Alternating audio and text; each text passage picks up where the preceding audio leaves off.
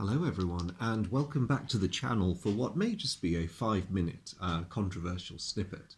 I'm stepping outside the usual format to discuss something that happened not so long ago. I was playing Aliens Another Glorious Day in the Core with my daughter and my beloved wife, who was showing remarkable patience, it must be said, when she hauled me up on a matter of dice rolling etiquette, because having to make multiple attacks. To her horror, I did this. Look at that. Oh, oops, yeah, you get the idea. I rolled multiple dice at the same time. And as a gamer, I mean, there are a lot of game systems where you find that this is done as a standard, but I looked up at this sound of a sharp intake of breath, sort of. And she was looking at me as if I'd just spat in her mother's tea. So you maybe I'm misremembering yes. it. I don't know. It probably was like that. What do you think? Yeah. So I was just fascinated to know why the objection to rolling multiple dice when it would do perfectly well. I vaguely remember what you said at the time, but what was it that surprised you about me doing? Really gasp in horror. This. Well, in the game, the person that you were playing was taking. I think they were taking. They could take several shots at the alien. Yeah. I would have assumed that you would roll the dice, for one at a time for each shot. So if you had one shot, you would roll one, and then you'd roll again for the next shot. But you actually rolled everything at the same time, so you're incorporating all the shots at once. But my argument was that surely it would affect the probability question. So if you rolled a dice separately, you might have ended up with different scores to if you had rolled them all at the same time. Does that make sense? Because that's how probability works. Oh right. Is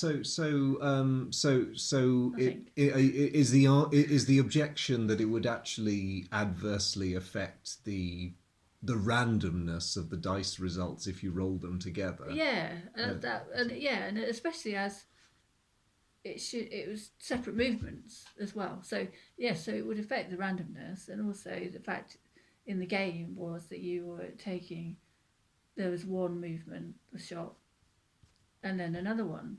So it also affects the sort of realism of it, because she's not going to take all her shots all at the same time, because she's only in one universe. I mean, it's like, in a way, having parallel universes and taking all your shots at the same time in a different parallel universe. Oh, so it's like the equivalent of multiple bullets leaving the barrel at the same second. Okay.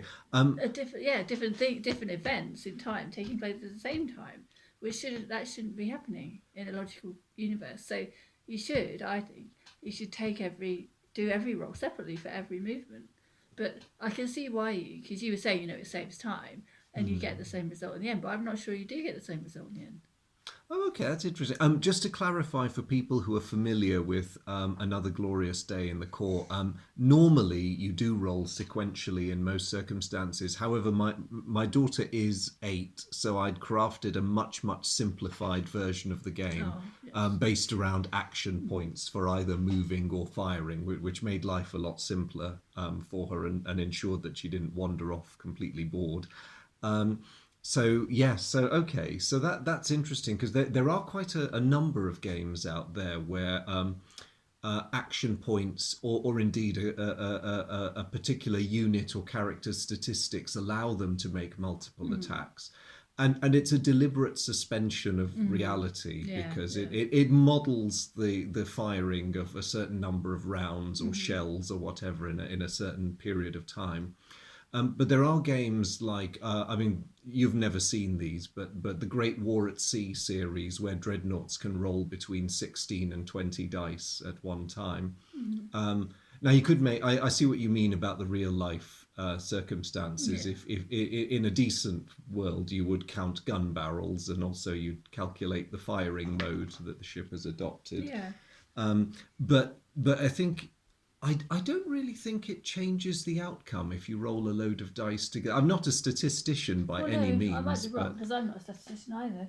So we need a statistician or a mathematician to come and tell us maybe we do. if I'm wrong. Are there any stats people or mathmos with an awful lot of time on their hands? Yeah, If probably not.